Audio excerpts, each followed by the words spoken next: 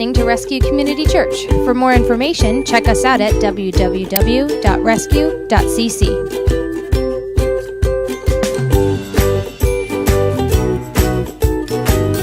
Was one of my favorites is they were working in Costco at the checkout, and they said to Q, there was a guy that came in the line and he had a mustache, and he said, no matter how you address this guy, you have to say, "What's up, mustache?" the whole time. So for it was so long and so uncomfortable, and finally the dude goes, "Stop calling me mustache." He goes, "Okay, mustache." So here's the thing, if the premise of the show is if they don't do what they're told, they get a punishment at the end, and the punishments are like bananas, and they have to do whatever they say. So one of the punishments, Sal made all of them get a ridiculous tattoo. They all had to get a tattoo, and they all do this. I can't even believe it. It's bonkers. We love it. It's so outrageous. So there was the Impractical Jokers. We just have a little clip for you this morning on how to neighbor.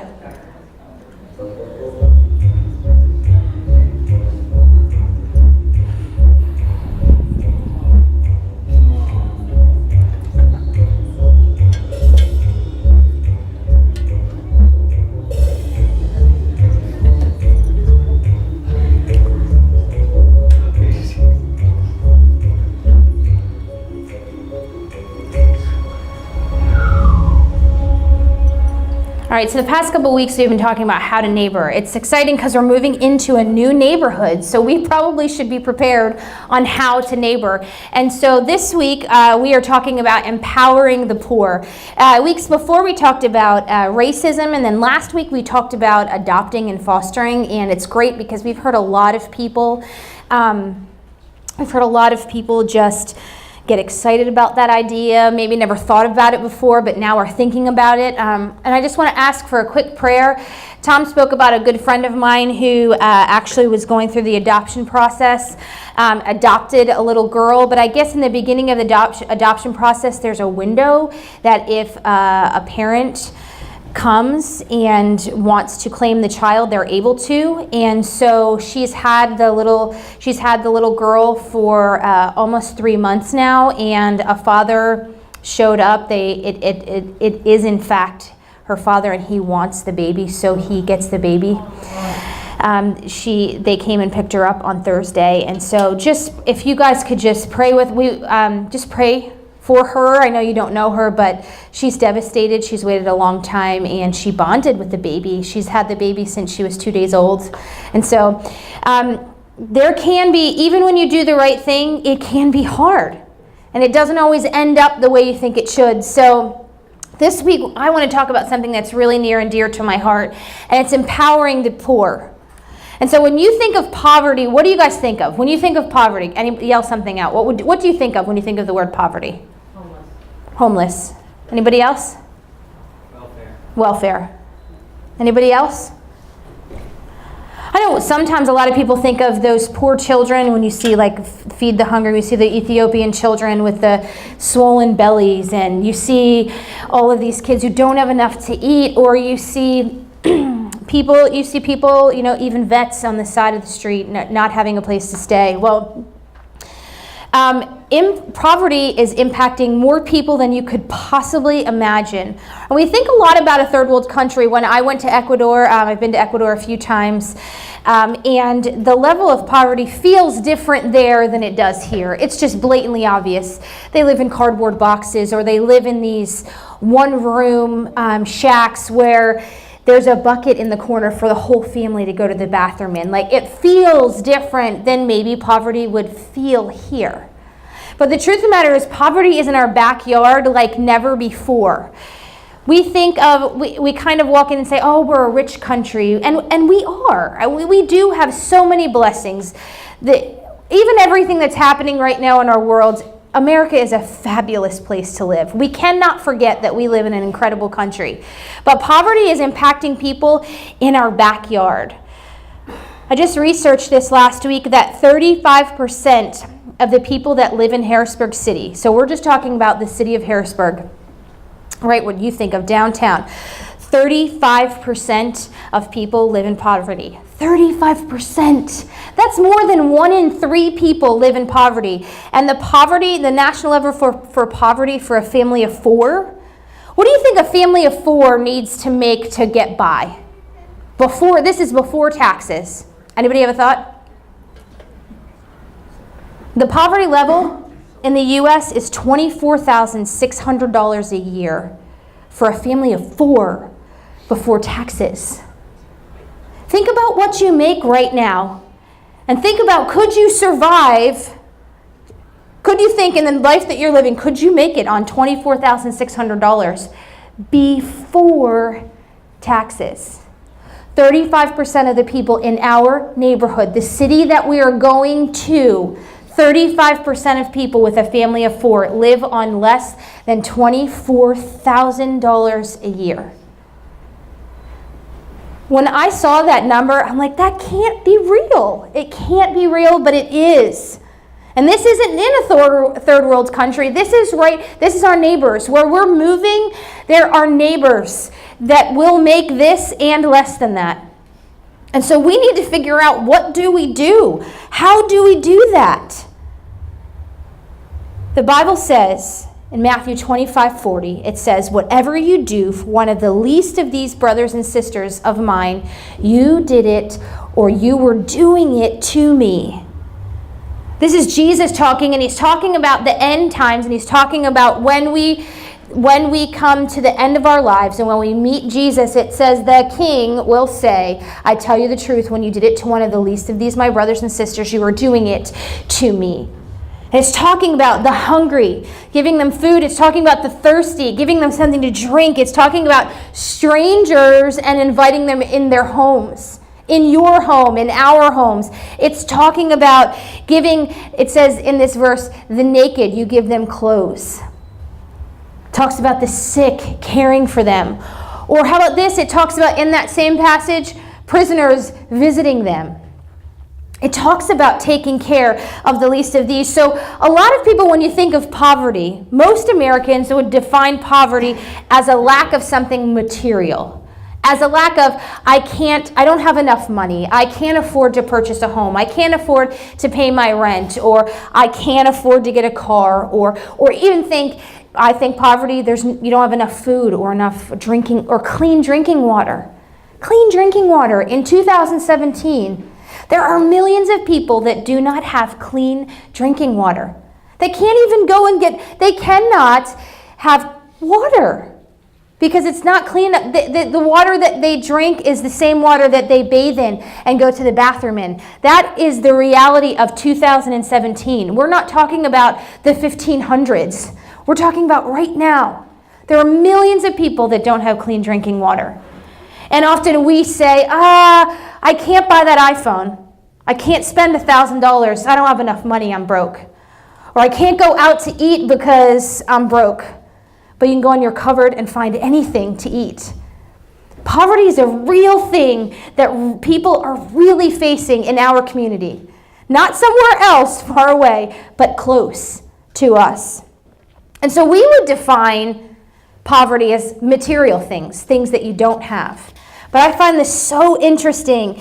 The World Bank did a survey of over 60,000 poor people or low-income countries or low-income families. They did a study for 60,000 people. So that's a lot. They didn't just take one section of the country or one section of even any country. All over the world they did this study. And not one of those people in poverty, they said, how would you define poverty? This is how they defined it. They were ashamed. They felt worthless. They were afraid. They were humiliated. They had no hope of ever getting out of it. They felt trapped. They didn't know what to do. They felt stuck. So many of them had been in cycles. It's all they'd ever known. Their grandparents were poor. Their parents were poor, so they're poor. They have no idea what to do. So when I'm studying for this, I'm thinking to myself, well, poverty is just not having stuff. And the people that live in it don't even say that's what it is. When they say, how do you feel about poverty? What do you say the face of poverty? They say they feel hopeless. I can't even begin to imagine waking up every morning with no hope and no idea of what I'm going to do and just feeling like I'm trapped. That no matter how I try, I've known nothing else. And so we as a church, if we're going to do something, if we're going to empower the poor, we have to help change their mind. We have to help change their thoughts. Philippians 4, 8 through 9 says, "And now, dear brothers and sisters, one final thing. Fix your thoughts on what is true and honorable and right and pure and lovely and admirable. Think about these things that are excellent and worthy of praise. Keep putting into practice all you have learned and received from me, everything you heard from me and saw me doing. Then the God of peace will be with you." The struggle is, so many times we go in and we think, let me do this and let me give that and let me make sure this is okay. And I'm going to go in and I'm going to feel real good about doing this for someone. That isn't what they need. We need to be transformed by the renewing of our mind. And how about some of us who have loved Jesus our whole lives, grown up in church? We have to be transformed by the renewing of our mind. But we know who God is. There are people around us that don't know him and need to be transformed. And the bottom line for all of this is the root of poverty is brokenness. People are broken. They're broken in their relationship with God. Can you imagine if all you've ever known is not having enough? Can you imagine how you really feel about God? When people talk about a God of hope and you have been stuck in this for generations, it's broken. Their relationship with God is broken.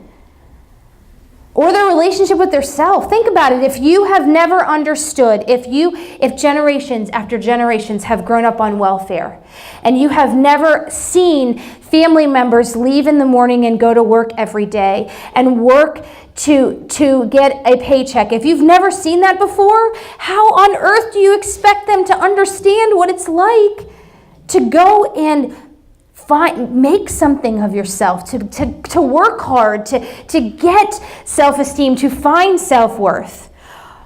And honestly, the bottom line is our poverty level, the brokenness is with others. Think about how you must feel if you feel hopeless, because I've heard so many things and there are some truths to the things that are spoken. A lot of people say, well, people just take advantage of the system. Well, people just do this. They don't work hard. And honestly, some of that is very true. But we've also created a system. We have a broken system that has taken any value out of. God created us to be something. He created us to do something. He created us to change the world around us. And we've created a system that just says you have to be and will give. And the hard part is that's not what God did. God created Adam and he gave him a job right away. Name these animals. Name them. He gave him purpose immediately. When Eve was created, she immediately became a partner for her husband. She had purpose. So in our country, we've created a system that gives nobody purpose. And it's a cycle that we have to break. God has put us on the planet to make a difference. The church was meant to be the system.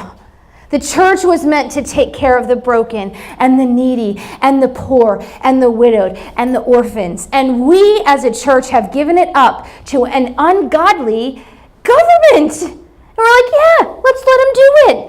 Never meant to be. And if we start standing up and doing what we're called to do, we will see change like never before. I love this. Jesus is in the temple in Nazareth, and I love this. He unrolls a scroll. I kind of wish that we still preach from a scroll. Like, wouldn't it be amazing if I just laid out the scroll like this and like ran my finger? I don't know, I kind of want to do it. I might just do it next time. I might just make my own scroll and have it all set for you.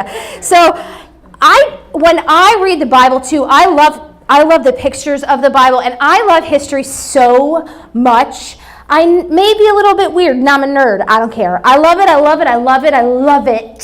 So when I read the Bible, I just picture myself like Jesus walking in, and I know that like he was not very attractive, and I know he walked in kind of probably a dirty dress and sandals. I probably, walked in like that. But I just picture him going, oh, as he kind of like floated down the aisle of the temple. So Jesus is coming to the temple, and Jesus was so different than anything these people had ever seen. We have to remember that. It was not like Jesus was, when we talk about Jesus, we've heard about him so much, and it seems normal, and it seems, he was not normal for that time.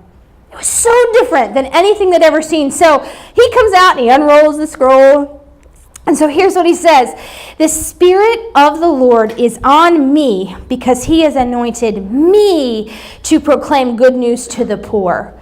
He has sent me to proclaim freedom for the prisoners and recovery of sight for the blind, to set the oppressed free, to proclaim the year of the Lord's favor.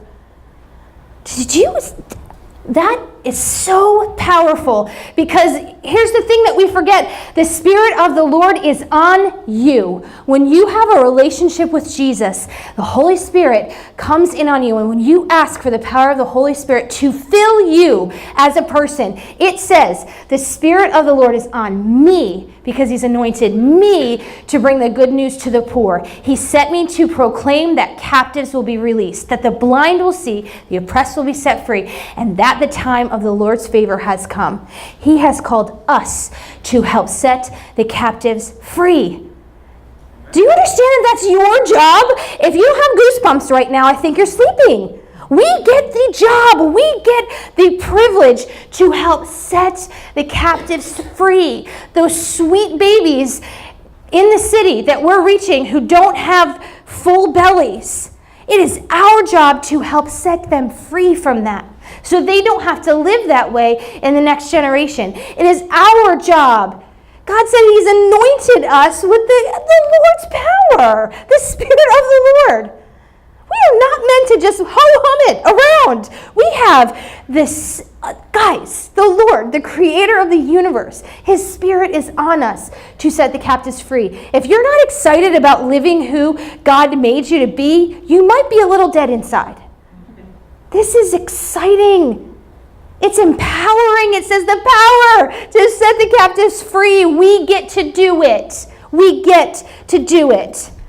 All right, so we get to do it. Well, how do we do it? How? Because we've got to do it. We're called to do it, right? That's what he says. I love this. We have to tell people that Jesus saves, right? He saves us. He heals us. And then he sets us free. I know way too many Christians that have maybe been saved, but they haven't walked in healing.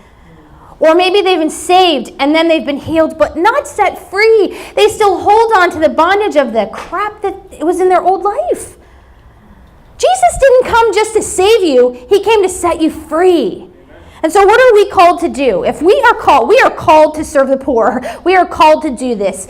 Every single one of us. If I ever hear any of you say, yeah, I'm not called to do that, you're missing it. Yes, you are.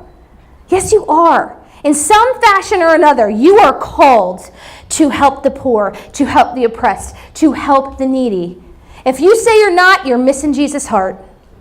So number one, we are called to serve others, not save them. How many Christians come in and say, I know everything, at the hellfire and brimstone, and you're screaming and you're yelling, and you immediately point out all 175 of their sins, and then they just go and leave hopeless and terrible and are even deeper in their hole before. I love the beauty of God is that he calls us to live out his plan, but he really does the work. We're called to serve. That is it.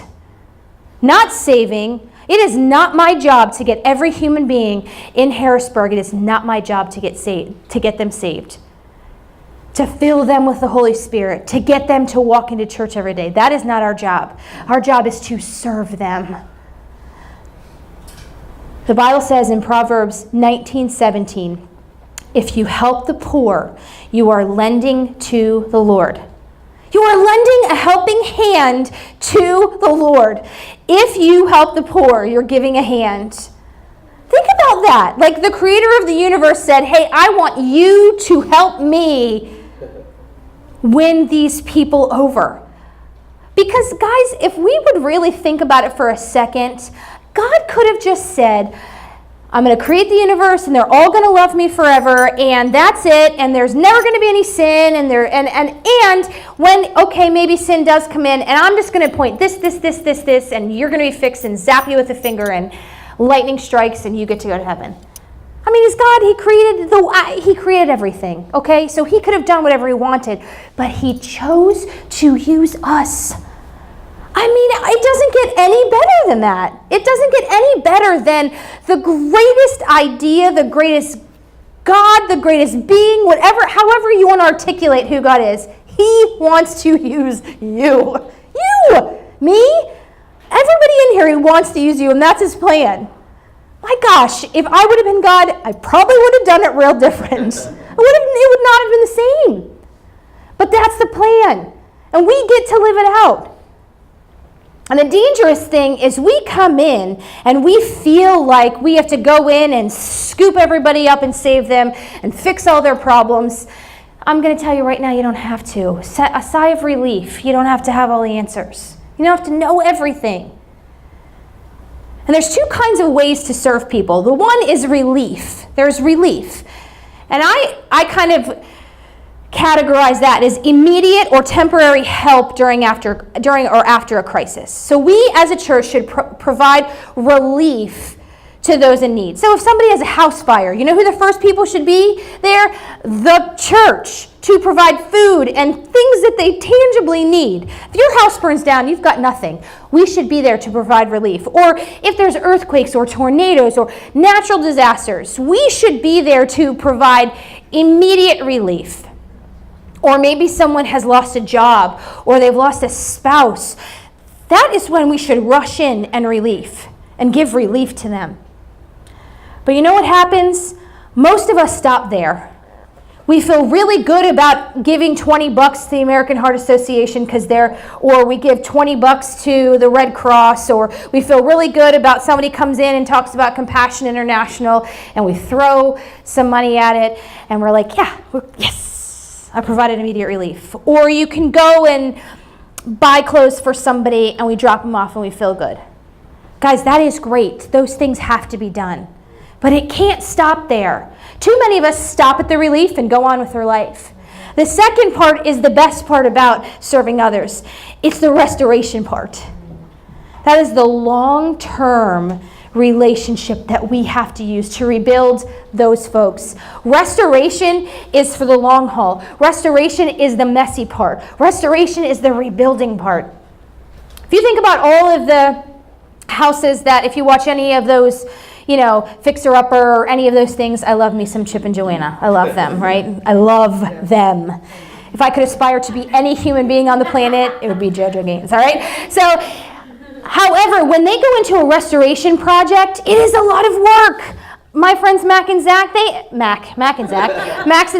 they restore beautiful things. You should see what they did to the home that they sold. I'm like, why would you sell it? It's exquisite in every way. But they'll tell you, restoration takes a long time. And halfway through it, you're like, I don't really want to do this anymore. Kind of want to leave it like this. Or better yet, let's have somebody else do the restoration. That's what we do. Sometimes we get brave enough to take the step into the restoration process or the rebuilding process, and we feel way in over our heads, and it's too tough, and we're like, meh, I'm bailing. Hopefully somebody else comes along. That's why it's important to be a part of a church family, because remember, you only have to serve them, you don't have to save them. Jesus does the saving. And if you're too tired, that's what tag teaming is about. If you know a family, you high-five them. You tag them and say, hey, I'm tired.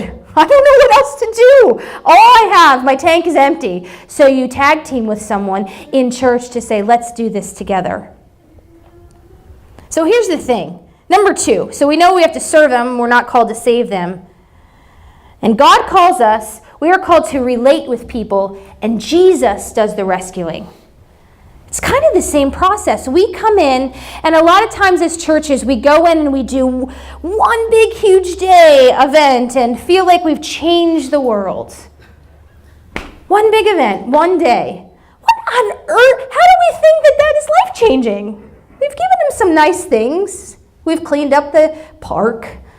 We've given them some new equipment. Great. Here's the thing. I'm not saying those things are bad, but that can't be all that we do. God has called us to relate with these people. You have to get to know somebody if you really want their lives to be changed. You have to get to know somebody in the restoration process. You can't possibly, if you're in the middle of restoring something, you don't just stand back and be like, I hope it gets done.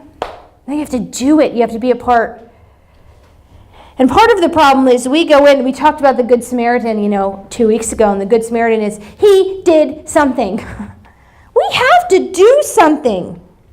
And you have to remember, because a lot of times our mindset, if we've got it together, if we don't live in poverty, if we live on one side of the river and somebody else lives on the other side of the river, we feel like we're going in and they're sort of our project. We're going to make it a church project, or we're going to make it a project to win that person over. If we go in with that mindset, because remember, poverty is a mindset more than it is about material things, we have to go in and recognize that they're not projects. They're people we need to care about and love. They're not something that we need to fix. If you're ever going to change anything, it takes a long time. And if you're restoring something, you're doing it because you love that thing. You love what it's going to become. I can't restore anything when it comes to furniture because I don't have. First of all, I can't. Nothing. I can barely paint, guys, with a big giant roller. I can barely do that. So restoring, but people that restore things, when you think about Chip and Joanna sees what it could look like afterwards. So when it gets really hard and gets really difficult and she doesn't want to do it anymore, she knows what it looks like afterwards. She knows the finished product.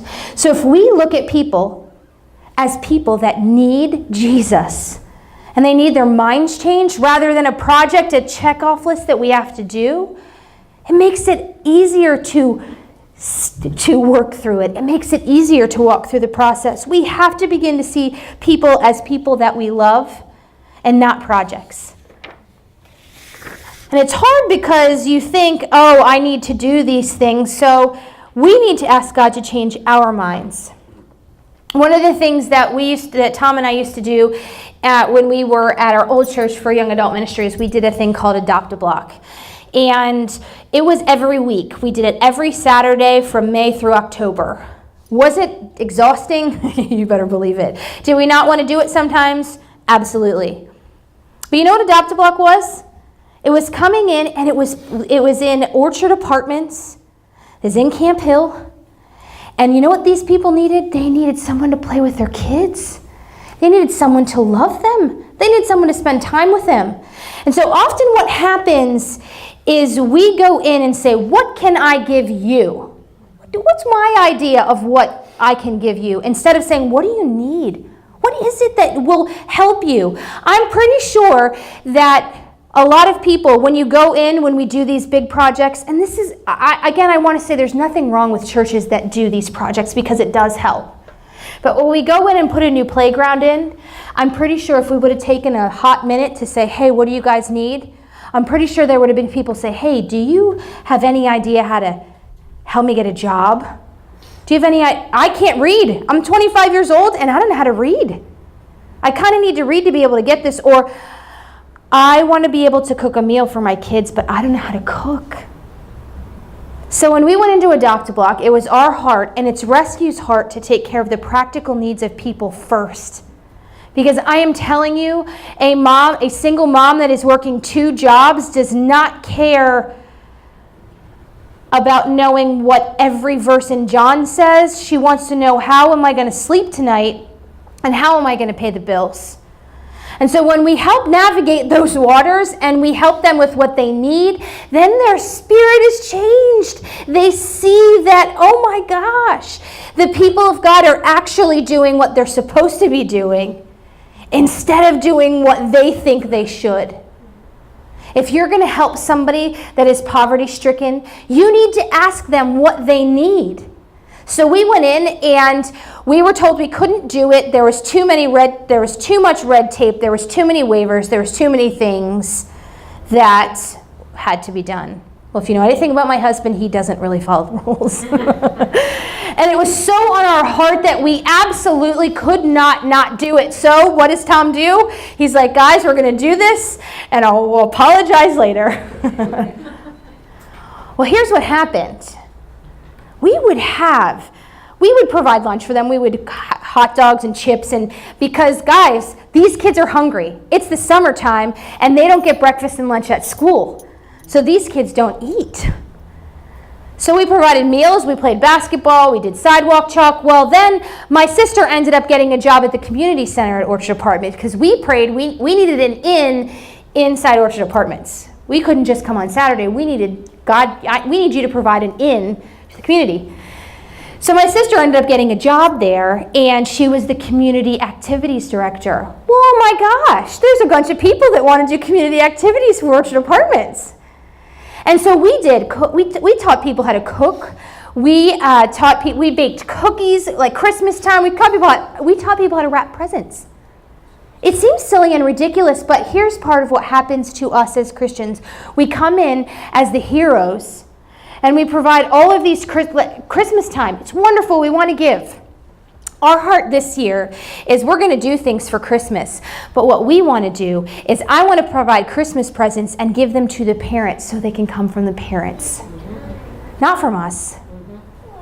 Because a lot of times when you see parents and these people come in with all their money and all their presents, do you know what you see on their parents' face? Shame and embarrassment that they can't provide those presents for their kids. Or when we walk in and we just bring all this food. When you're a parent, it's devastating if you can't provide for your kid. Because despite what we think about a lot of people in poverty, there are a lot of people in poverty that actually work hard, that can't get out of it. And so we want to empower and show these parents, we want to give these parents some hope, some excitement. We're going to have the ability to get presents for kids, so it's fulfilling for us, but give them from the parents. As a parent, if I couldn't provide those small things, it would be devastating. We have to come in and find out what they need. So we loved Orchard Apartments. Some of the single moms were pregnant and didn't have anything to do with the multiple children that they had when they birthed their babies. So you know where they stayed? My house. My kids loved it. There was sleepovers galore with the Orchard Apartment kids. They thought it was the greatest thing in the world. They all stayed with us. We did baby showers. We pulled pranks on my sister as the community. We would saran wrap her car with some of the community members because she was, the lady in charge, and we became friends with them. They were no longer a project, but they were the people that we loved. We have to see that. We're moving into a neighborhood of people that need us. And they need more than any of our stuff or more than any of our wisdom. They need someone to love them. And here's what we want to show them. We never want to give them something that they can do themselves. We want to help prepare them. When we move to the new building, we want to teach people how to write a resume. We want to have a class on teaching people how to write a resume or how to cook, or we want to provide clothes for people to go to interviews. Something simple like that. We go in our closet and we have plenty of stuff to wear. There are people that don't go to job interviews because they have nothing to wear. Nothing to wear. That's insane. That nothing to wear. And I complain because I don't have a shirt that I kind of like. That's where we are. And the people that we get to reach are in this place. We have to remember they are people that we need to love and need us. And here's the great thing. Some opportunities are really opening up for us. They're opening up for you. We met with someone from the Lower Paxton. There's too many Pax in my life, guys.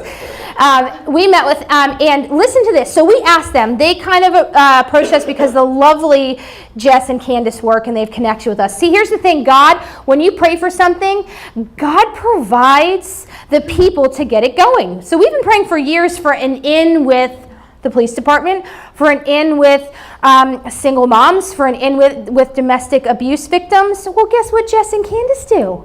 They're the victims' advocates. So wasn't that nice? So we met with on Friday, and so we said to them, What do you need from us as a church? What do you need? What is your biggest, you know what the biggest thing they need? They need people in our church that are willing to have a conversation and listen to victims. Victims need somebody to talk to. The people in their life, a lot of them are toxic. They have no idea. They can't talk to someone about how they're really feeling. So you know what they want from us? People that are willing to get a text or listen to somebody who needs a listening ear. I'm pretty sure we can handle that. Or you know what else they need? They need transportation. So many victims are unable to actually testify and to actually get to their court hearings. They can't. So many people it never goes to trial because they can't get to their court hearings. They can't get there. They can't drive. Or if you've ever been on a public transportation in Harrisburg, it's not great. It's not like bigger cities where it comes like every 10. If you miss it, you miss it. Transportation. I was expecting them to come in and say, well, we need to do these classes, and they need someone to listen and someone to drive them to court. So the really awesome thing is, because Jess is stellar and amazing and I love her, she is going to teach us, and September 20th she's going to have a class to teach us how to talk through the do's and don'ts of talking through someone that has been through domestic violence. She's going to teach us how to do it. September 20th, if you're interested, bombard her after service. I want a long line of people. And if you're nervous, hey, I don't have a car seat, how could I possibly take anybody? We're going to get car seats that will be at the church that you can come pick up, kids' seats. So if you need to take somebody that has kids, you can come pick up car seats at church. We need to start doing what people need, not what we think they need, but what they need. And there's plenty of other things that are coming down the pipeline, guys, that are going to, you're not going to be able to contain yourself. I promise. All right, so the last thing here, number 3, we need to reach out, not reach down. These people in the community that we're going to are not beneath us. They're not below us. They are our equals. We need to reach out. And here's why. Because guess what? You are poor in areas of your life. You are in need in areas of your life. There are plenty of places in your life that you're broken and a mess. So if we forget that we are that too, you can't possibly help somebody else. We are reaching out because at some point in your life, you're going to need them too. Some of the people that we reached out to have become the people that I love most. My parents were so good at this growing up. And we would have prisoners come and move into our house. I mean, they moved right into our house after getting out of jail because they didn't have a place to go. It was just totally natural to me to have ex-cons living in our living room or it was totally normal. And I still talk to some of these people. They've become people in my life that I love and they love me.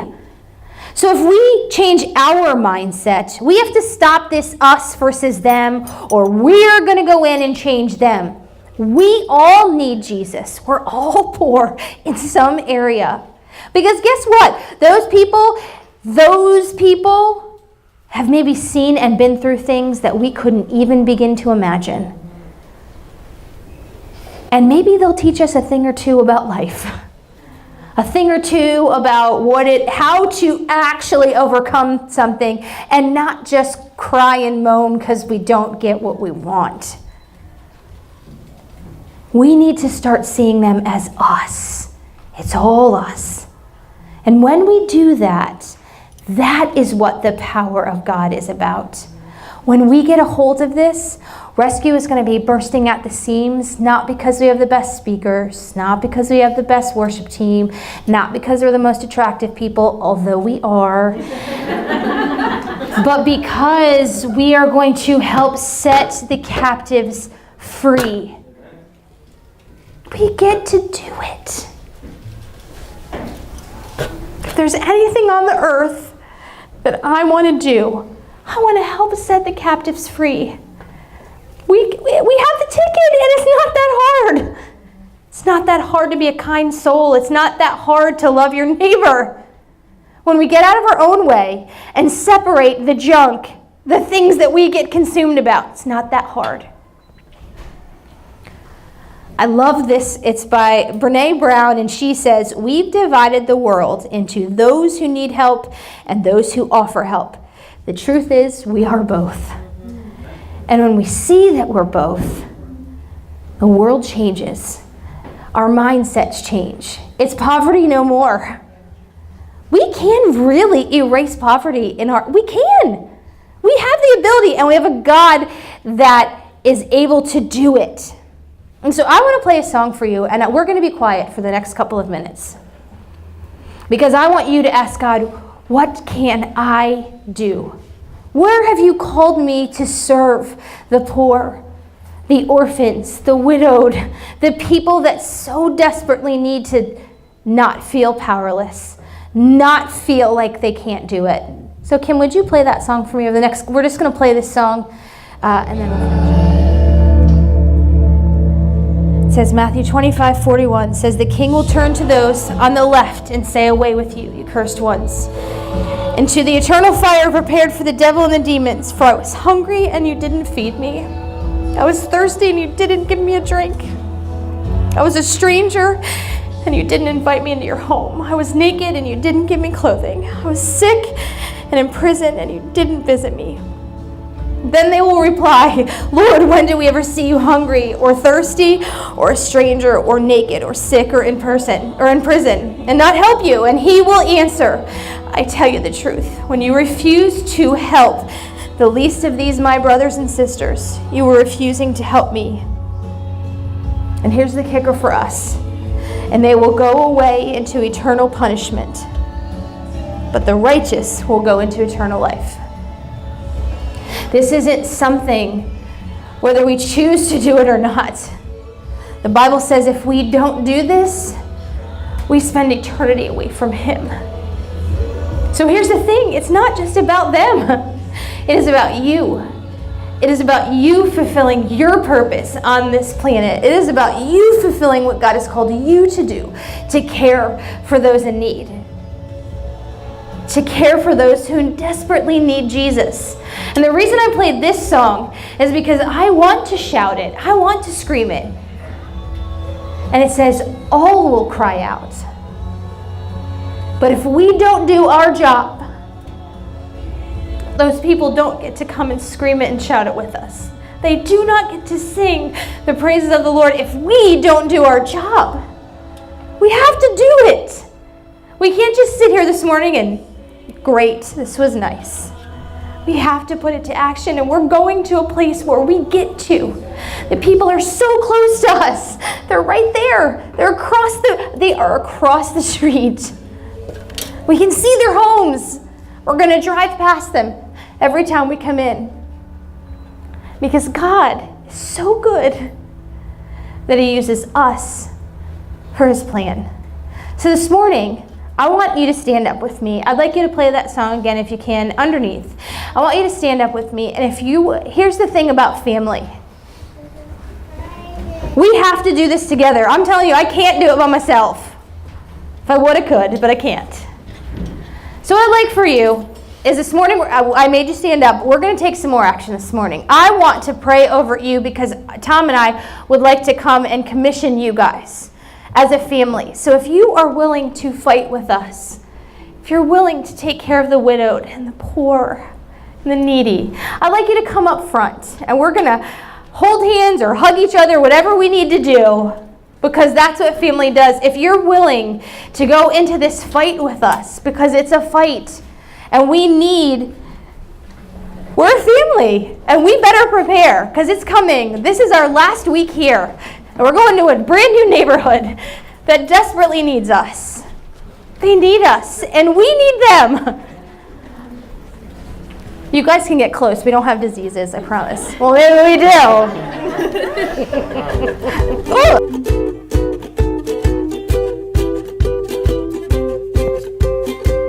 You are listening to Rescue Community Church. For more information, check us out at www.rescue.cc.